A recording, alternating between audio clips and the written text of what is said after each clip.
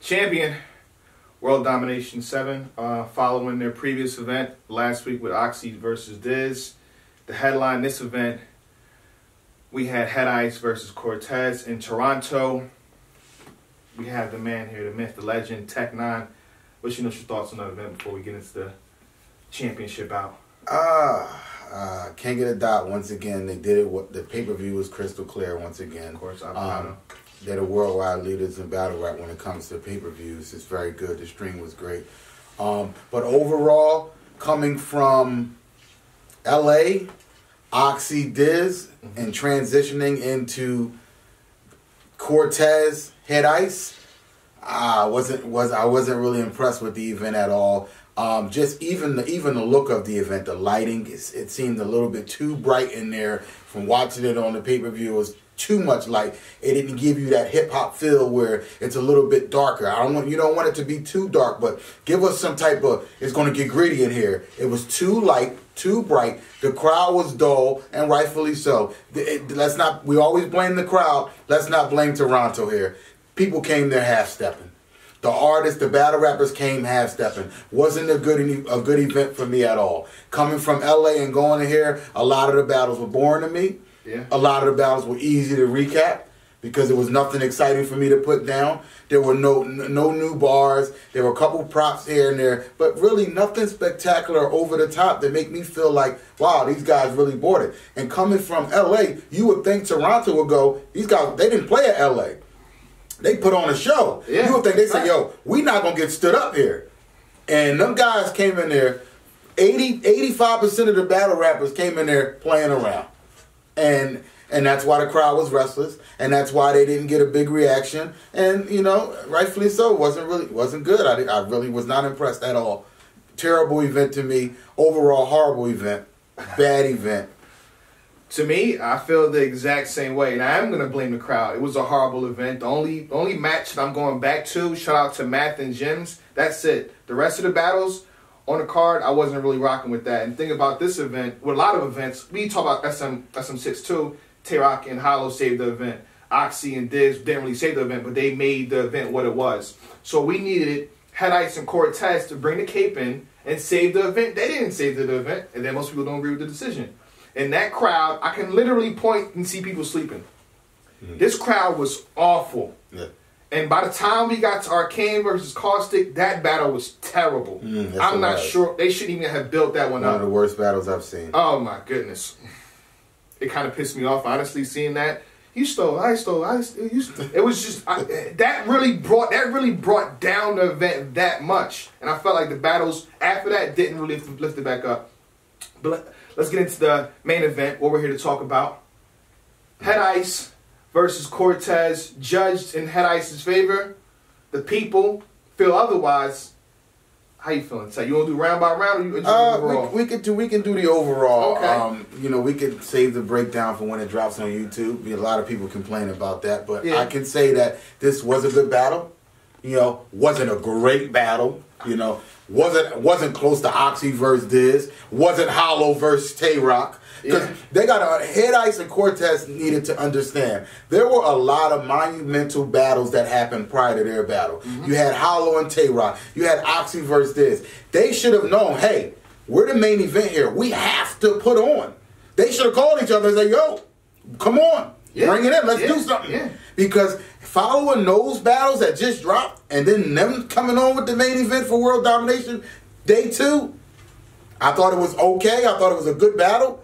It was a great battle compared to the battles that happened that night. Math and Jims was good, but overall bad event. But, to me, for a main event, World Domination, Head Ice defending the chain, I felt like it was a good battle. It wasn't a great battle. It's not a classic. It's not a battle that I'm going to keep watching over and over. I felt like the judges were right. Oh, I felt the judges were right. I know online they have Cortez. They got Cortez winning 60%, 60-40. Yeah, I know they got Cortez's favorite. Right. I know they have that. But this is what I want to say to Cortez. Cortez, you're finally getting the recognition you deserve. You were on Summer Madness. You're headlining World Domination. You're finally starting to get the recognition. The bars and the stuff you had prior to this battle, When you battle, who you battle? Prez Mafia? Yeah. 3-0 Prez Mafia? The things that you were doing prior to getting head ice was fantastic. It's the reason why you got head ice. It's the reason why you're the main event at World Domination. And you get in front of head ice and you play around. The OBC has already contacted him on Twitter. OBC is there, and I mean, you had a lot of OBC. You had and this is the problem with battle rappers. I'm not gonna go through. I'll go through the lines, but it's the problem with battle rappers. They're taking too many battles, and it showed here. Cortez has been battling too much this year. It showed. It showed. You had a sidekick line, T-Mobile sidekick. You had a dogs in a bag like white chicks. You had a slipping on ice like Meek Mills. I quit. I didn't like that one. You had a Ike Turner beat up. I thought that was actually good. I thought that was okay. It was OBC. How many rappers have used the Ike Turner? How many of us? That's true. It's like rappers using a Stevie Wonder line. You can't use Stevie Wonder lines. You can't use Ray Charles lines, and you cannot use anime. I'm not impressed with Cortez. Too much OBC. This is not how you come in. Well, are we impressed with Head Ice, though? I thought Head Ice was classic Head Ice. Regular Head Ice. Smooth talking Head Ice. Typical. Slick talk. Smooth talk. It was, I smack you back to your diaper days. That was in the third, right? It was in the third. He was good in the first. The first was Law 1 to 25. I liked it. It's like when I'm in class and the teacher's speaking, it gives me I don't want to hear all that. I like the law. Cortez is breaking the law. I like it. I don't think the laws was that effective to most of us. I thought it was good. That must be a preference thing, because I didn't like the law. I didn't like the law. I felt like he slipped up maybe a little bit in this round, or probably in the second. I preferred Cortez more in the first. The reason why I cannot give Cortez the first round, I thought Head Ice Law angle was good. I thought Cortez, a lot of his OBC bars came in that first round.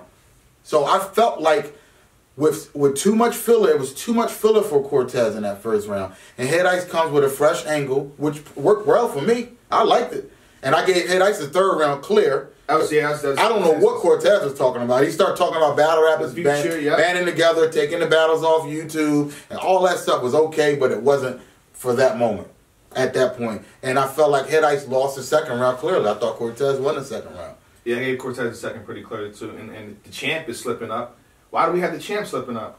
No one's addressing him slipping here. Maybe a little bit in the first, maybe a lot in the second. Then the third round, his time limits was 8:50. He rapped long. 8:50. He rapped very long. Where's you know how before a boxing match the ref comes in and says, I don't want no punch to blow the belt. I don't want this to happen. Don't go behind his back. Don't punch him in his head. Where was organic and I'm gonna say, hey, the time limit is 3 minutes and 30 seconds. You have this. You had that to say. There was none of that. Why would they cut him off? He's a champion.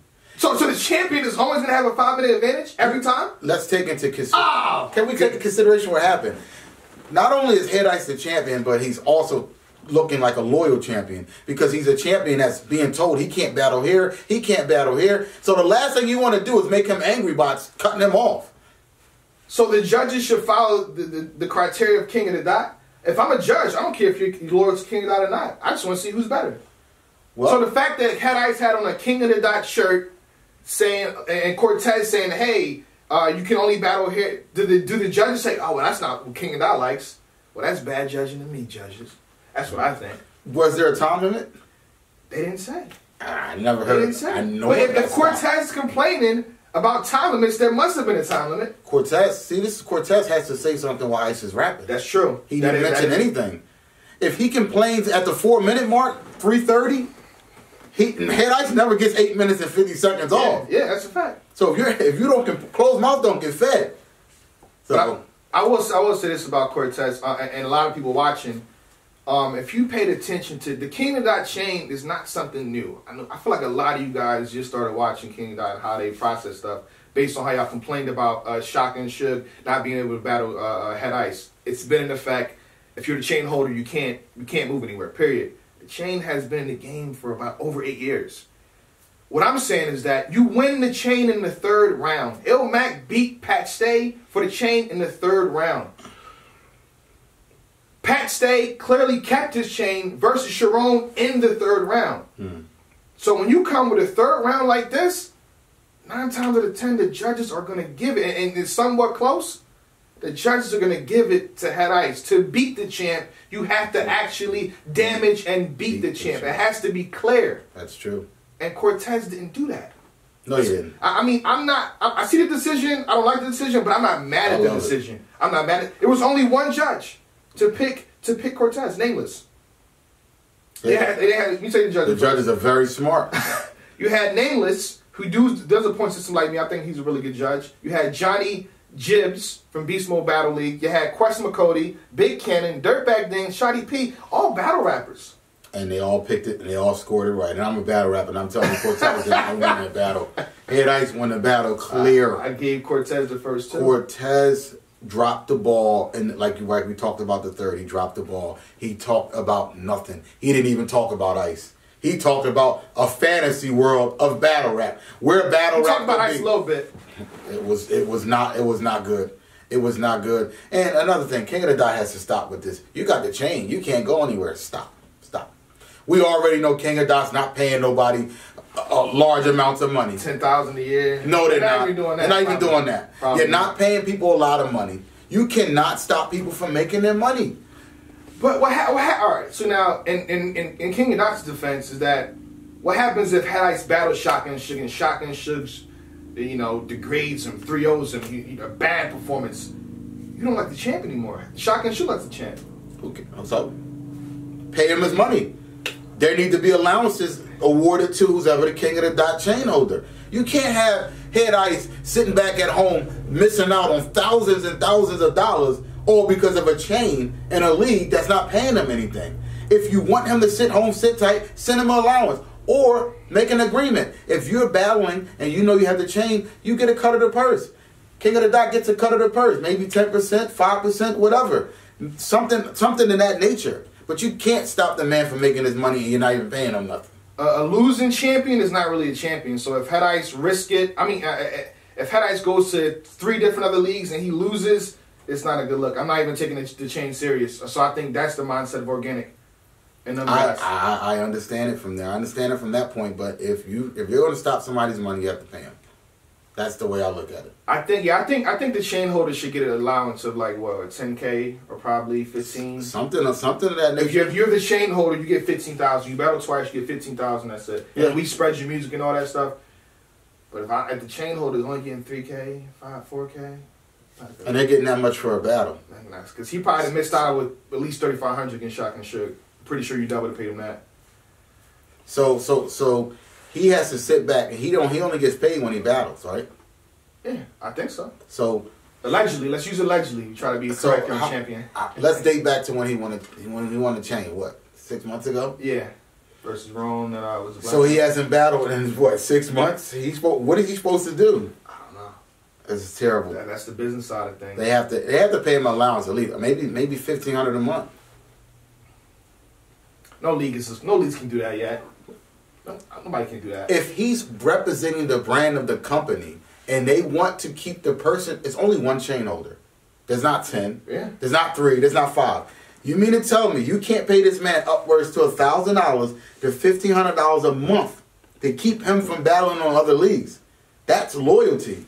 Yeah. My question to you, Tech,